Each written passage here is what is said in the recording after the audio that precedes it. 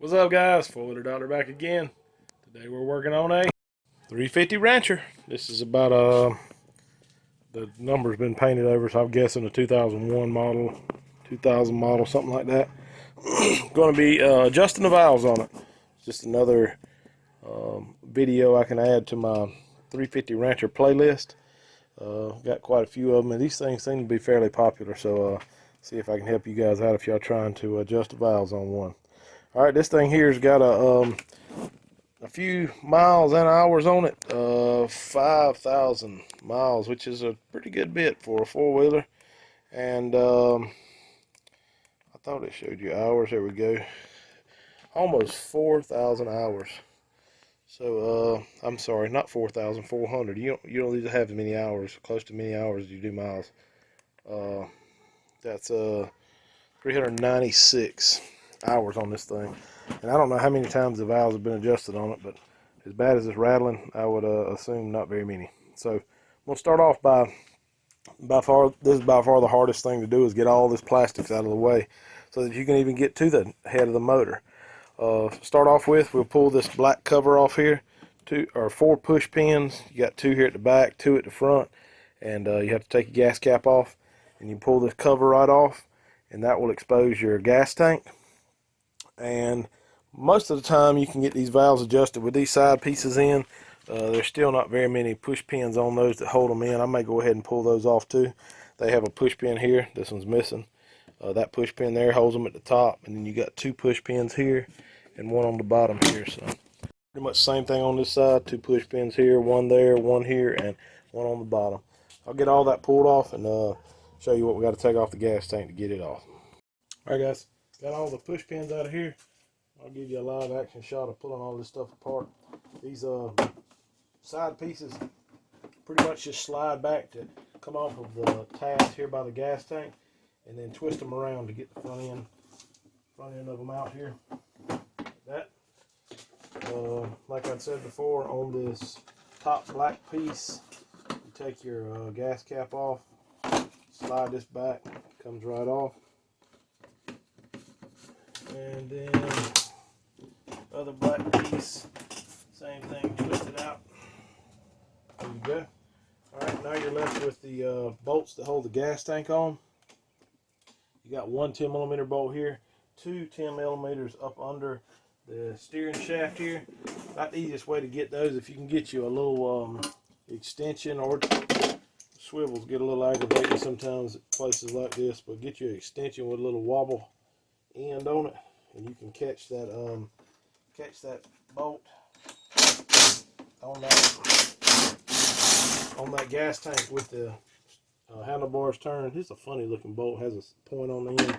It really helps you get it lined up when you try to put it back together. So they were kind of thinking ahead on those. And then take your bolt out the back here. These are all 10mm headed bolts. And the other thing you got to do to get this gas tank off is take your petcock handle off. It's a Phillips headed screw. And see if this short Phillips will fit up in there. Yep. Sometimes these can be tough to get out. Sometimes they can have mud caked up in them, all sorts of stuff. So just clean it out if you can't get the screw on yours. Other thing you need to pull off is this snorkel. It doesn't have a clamp on the air box on this ATV. It's supposed to. So normally you would loosen that clamp up, and then it's got a push pin right here that holds it to the frame. So pull your push pin out like that, and then wiggle your snorkel out of there.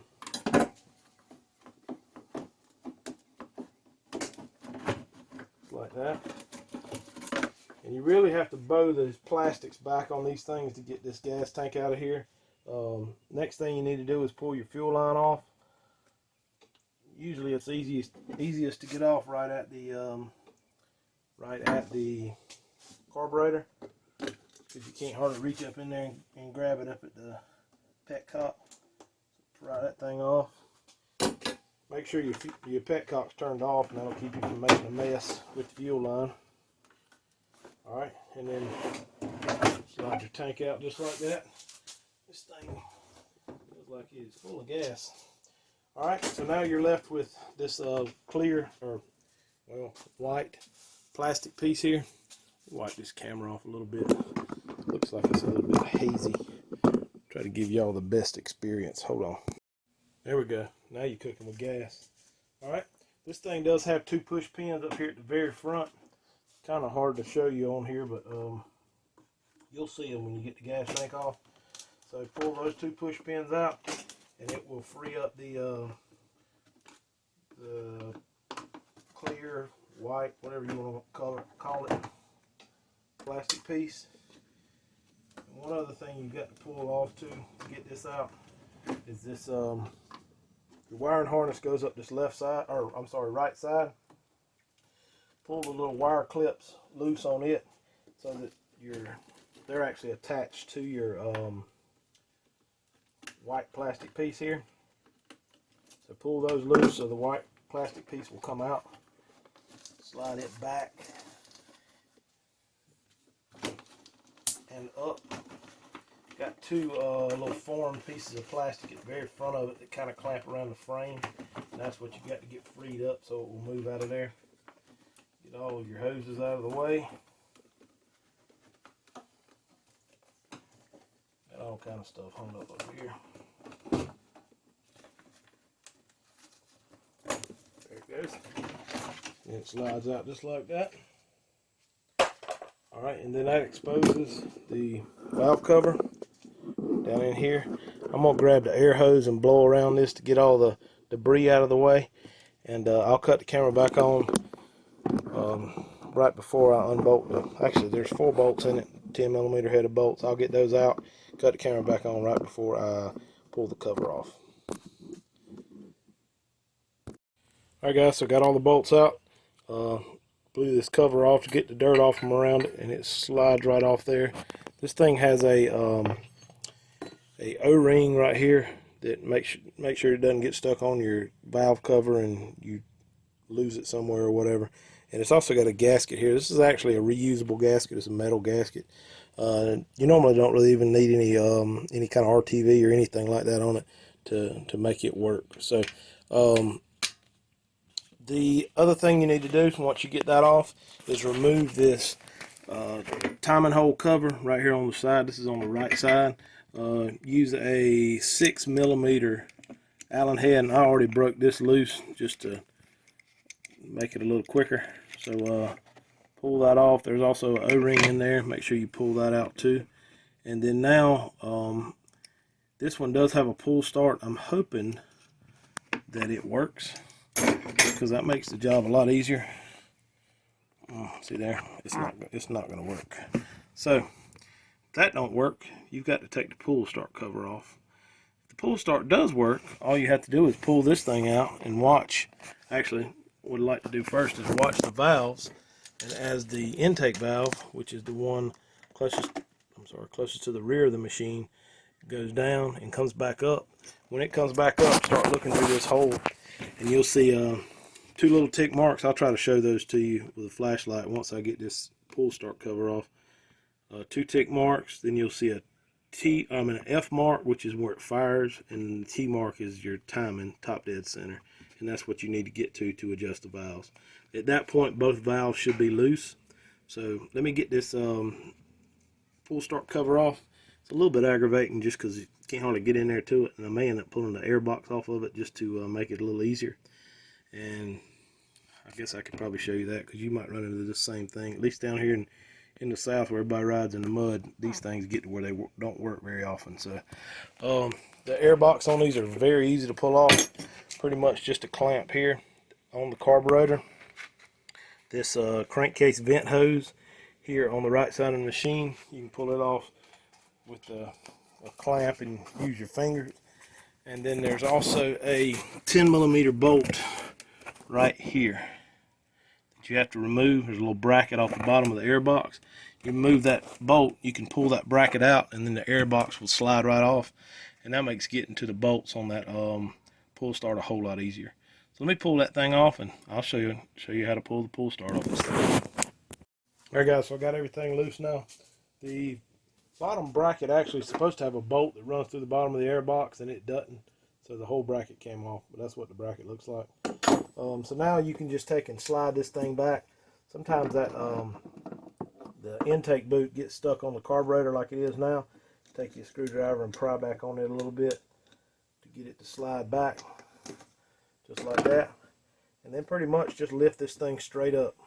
Grab these tabs on it here, pull it straight up out of there. Now your air box is out. And that really opens up some room in here to work. There's, I believe it's 3 8mm headed bolts that hold that pull start in. And it's you about have to use 1/4" drive stuff because it don't have a whole lot of room to even get the socket in there for the 3/8" drive. I'll pull the camera off and let you see. So you got a bolt. You can make it out right there. And then there's one right on the, about even with the swing arm over here, and then you've got one over here on this side. So I'm gonna grab the 1/4" stuff. Maybe this is actually 8s. You need a deep well 8 and a standard 8 to get those bolts off. All right, guys, that's what you're looking like when you get the pull start off. Rotate that pull start up to the handles right up here by the starter, and then pull it out from the top. It's about the easiest way to get it out. All right, now what we need to do is rotate this thing around to get it at top dead center. That's a 17mm nut that's on there. So I got a 17mm socket, deep well, and it really don't have to be a deep well, but a ratchet. You want to turn this thing, that'll be clockwise, in order to get this thing to top dead center. And like I said before, you want to watch this valve here for it to go up, and that's the intake valve, for it to go up and come back down. I think I was probably on the compression stroke right there. So keep rotating this around till you see that valve move. Alright, there's the exhaust moving. Now the intake.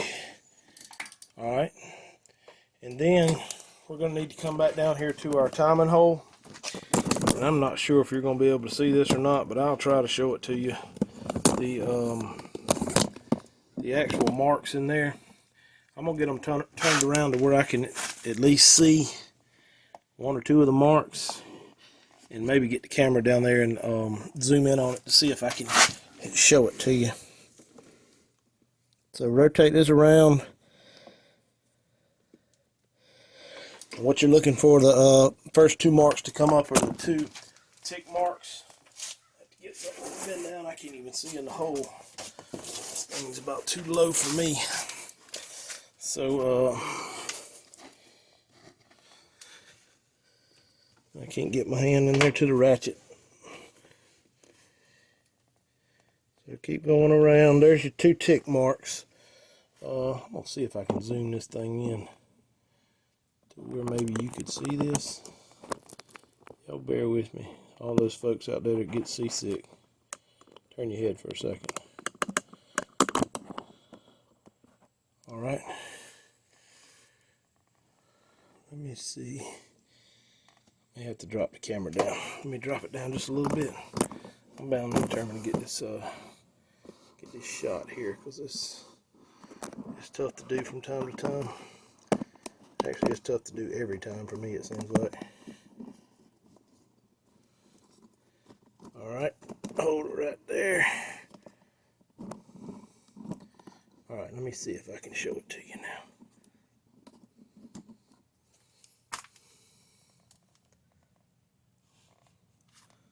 And that right there, folks, is what we call a money shot. That's your 2 tick marks. It's kind of like a Bigfoot. Usually don't get to capture them on camera. Same thing with these tick marks. I really struggle with this. Okay, so there's the 2 tick marks.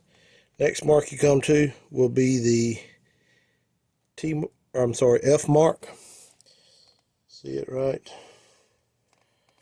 Maybe you can see it. If I'd shine the light in the hole. There you go. You got an F, and it has a little mark right above it. what you're trying to do is pretty much just center this up in the hole.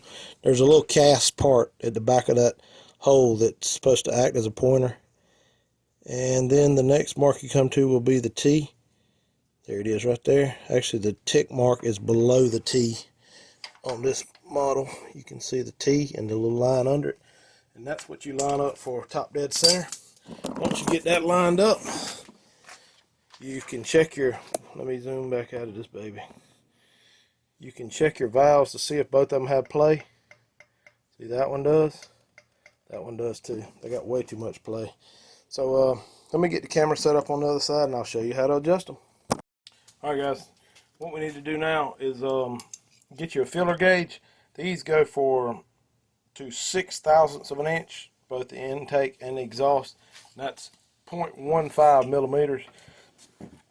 You take your filler gauge and you run it right above where your spring is, and that's actually the very end of the valve that you can actually see stuck up out right there. And see, these have a lot of play in them. So what you do to adjust these is you take a 10 millimeter wrench and break that lock nut loose, and then take you a regular flathead screwdriver, one preferably that's not broken, and spin that center adjuster down. You don't have to spin it very much. Goodness gracious, I can't find a screwdriver that's not broke. You don't have to spin it very much because half of a turn makes a big difference. So just spin it until you start feeling some resistance on your filler gauge. Kind of wiggle it around a little bit. Adjuster, the lock nut wasn't quite loose enough. Wiggle it around till you get some resistance that you can still push the filler gauge through, that it doesn't like bind up that bad. I kind of like to tighten these up on the halfway on the tight side, because these valves always seem to get loose as you ride them. So now tighten your lock nut back down and hold pressure on that center adjuster so that it doesn't spin anymore, because it will sometimes tighten down a little bit extra and that might be too tight. So there we go, got a little bit of resistance on there. You can still push the filler gauge back through. You can see it's a lot more resistances on this side. So you do the same thing with your exhaust side. Pop that lock nut loose like that. Put your screwdriver in there, filler gauge in, spin it down just a little.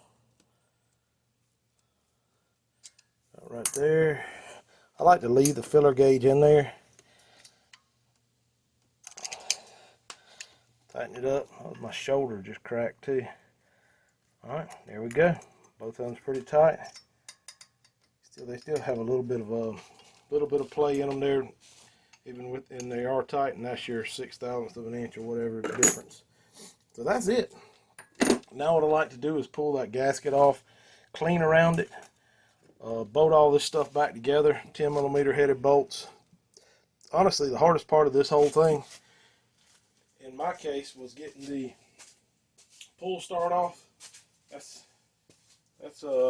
somewhat of a tedious process. You can't get in there to the bolts real good, and it's just not the easiest thing to do. So hopefully yours will not have a bound up pull rope, and you can just spin it around with your pull rope instead of having to use the old ratchet and socket method and remove the whole thing. So we'll hope for the best on yours. But that's pretty much it. That should quiet up your rattle problem.